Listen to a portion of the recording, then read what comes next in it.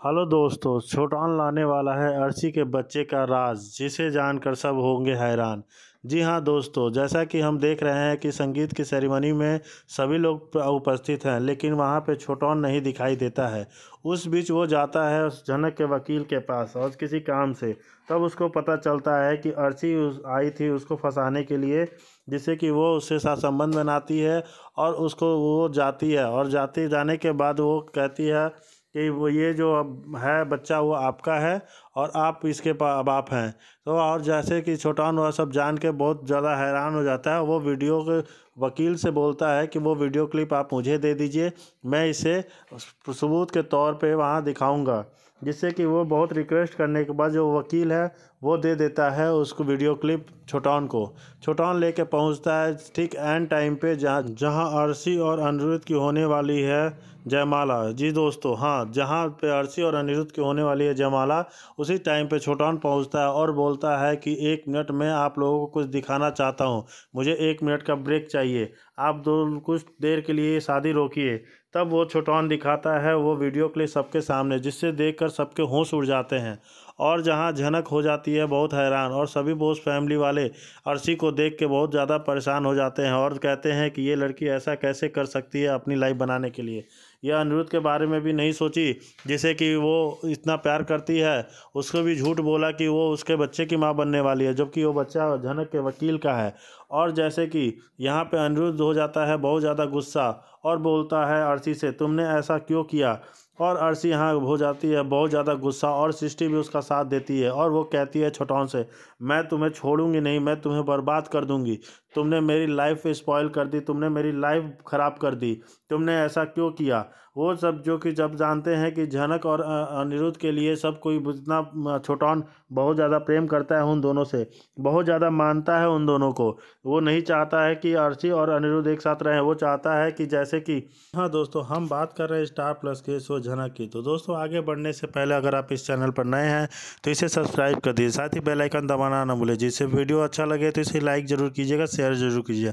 चलिए आगे बढ़ते हैं दोस्तों। यहाँ अर्शी अपनी माँ के साथ बातें कर रही है। अब वो सृष्टि मुखर्जी कहती है, अब यह सारी बातें बिल्कुल नहीं करनी है, अब सब ठीक हो गया ना, सारी परेशानियाँ खत्म हो चुकी हैं, अब ना तुम्हारी नई ज़िंदगी शुरू हो रही है, उसका स्वागत करो और आगे से सिर्फ अपने होने वाले बच्चे के बारे में सोचना। अर्शी की प्रेगनेंसी का सच जानने के बाद अनिरुद्ध ने लिया बड़ा फैसला। जी हाँ दोस्तों, सीरियल झनक में बहुत बड़ा हंगामा होने वाला है, क्योंकि दोस्तों जब अनिरुद्ध को पता चल जाता है कि अर्शी उसके बच्चे की मां बनने वाली है, जब अनिरुद्ध को बहुत बड़ा झटका लगता है। लेकिन अनिरुद्ध को समझ आ जाता है कि वह अब झनक के एक नहीं हो सकते पाएंगे, क्योंकि अब उसकी ज़रूरत झनक से ज़्यादा अर्शी को है, क्योंकि अर्शी अपने बच्चे को अकेले नहीं पाल सकती और अर्शी को अनिरुद्ध के साथ ही ज़रूरत है। इसलिए दोस्तों, अनिरुद्ध अब अपना बड़ा फैसला वापस लेने वाला है कि वह झनक से शादी नहीं कर पाएगा।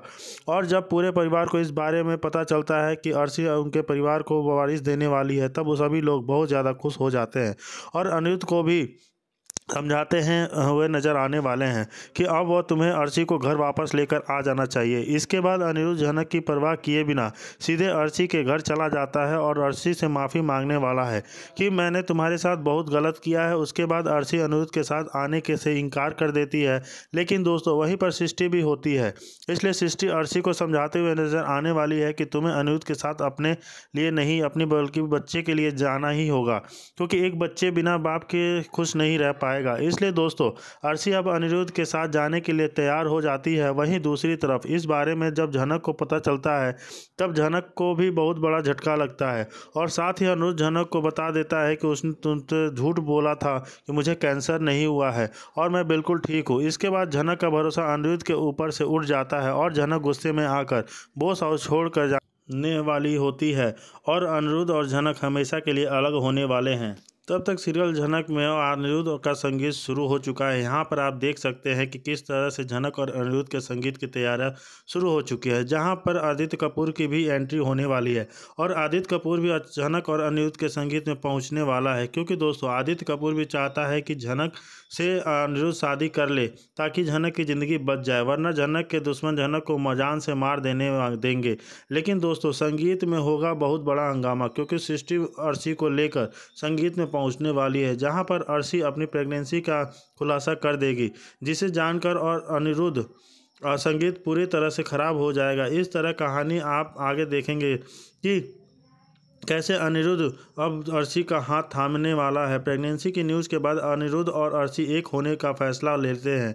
दोस्तों, क्या झनक हमेशा के लिए अकेली हो जाएगी या फिर आदित्य कपूर थाम लेगा झनक का हाथ? आपको क्या लगता है? जहां अर्शी कहती है, मुड़ के देखना होता तो मैं जाती ही नहीं, तुम जियो अपने आदर्शों के साथ और मैं अपने सपने पूरे करने के लिए जी जान लगाकर सीरियल झनक की कहानी में देखेंगे कि कैसे कि दोस्तों अर्शी अनिरुद्ध के बच्चे की मां बन चुकी है। इसके बाद अनिरुद्ध को ना चाहते हुए अर्शी के साथ अपनी ज़िंदगी की नई शुरुआत करनी पड़ती है और इसी वजह से अब झनक की भी अनिरुद्ध से दूर जा चुकी है होती है।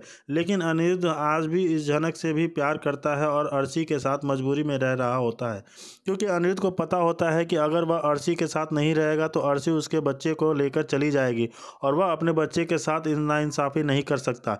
इसलिए जल्द कहानी में हमें देखने को मिलने वाला है कि कैसे 2 साल के बाद झनक और अनिरुद्ध का फिर से आमना सामना होने वाला है और झनक और अनिरुद्ध फिर से एक दूसरे से प्यार में खोने वाले हैं।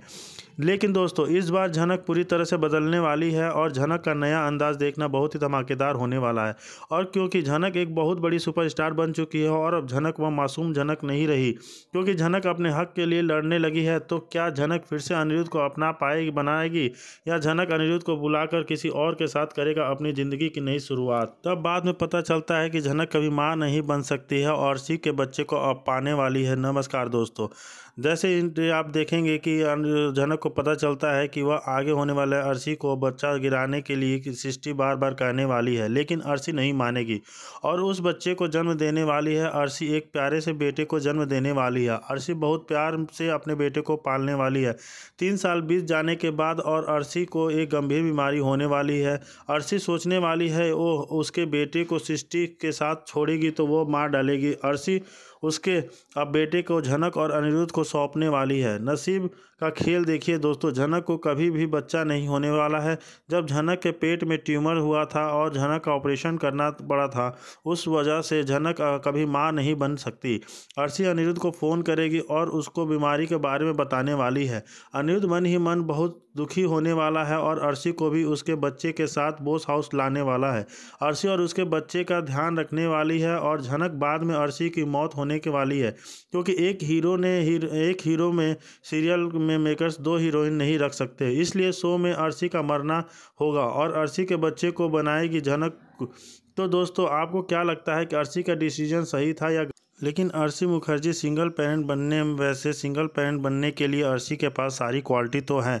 अब उसके पास जैसा पैसा है, इज्जत है, दौलत है और शोहरत है, काफ़ी ज़्यादा सक्सेसफुल है और तो वह अपने बच्चे को बहुत आसानी से आराम से पाल सकती है। वह अपनी माँ के सामने इस बात की ख्वाहिश भी रखती है, लेकिन उसकी माँ बिल्कुल भी यह चीज़ टॉलरेट करने वाली नहीं है। अर्शी मुखर्जी इस तरीके से बातें करने लग जाती है जैसे मानो यह अर्शी को लग रहा हो कि उसकी माँ नहीं चाहती कि वह इस बच्चे को जन्म दे, क्योंकि अगर वह बच्चा इस दुनिया में आया ना तो बहुत सारी मुसीबतें लेकर आएगा। अनिरुद्ध तो कह देगा यह बच्चा मेरा नहीं है, लेकिन मैंने झनक के साथ शादी कर ली है, अब हम अपनी नई दुनिया बसा रहे हैं। या तुम पता नहीं किस बच्चे को लेकर आ गई हो तो यह तुम्हारा किसी और के साथ रिलेशन होगा। मेरा बच्चा यहाँ नहीं है। फिर तुम्हें डीएनए टेस्ट कराने के लिए बोलेगा, फिर तुम्हें सारी अग्नि परीक्षाओं से गुजरना पड़ेगा।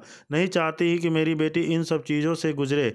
अनिरुद्ध को ऐसा बिल्कुल भी नहीं करने दूंगी। तो दोस्तों, यहाँ पे सृष्टि मुखर्जी अपनी माँ से पूछती है, अगर आप नहीं चाहती यह सब कुछ हो तो क्यों आप चाहती है कि यह बच्चा गिरा दूं? क्योंकि यहाँ पे जब से प्रेगनेंसी की बात उठी है, सृष्टि मुखर्जी बिल्कुल भी खुश नहीं है। वो चाहती है कि इस बच्चे इस दुनिया में ना आए। जी हाँ, वो चाहती है बच्चा इस दुनिया में ना आए, क्योंकि अगर यह बच्चा आएगा तो उसकी बेटी की ज़िंदगी बर्बाद हो जाएगी। सब लोग उसे ताने दे कर मार देंगे।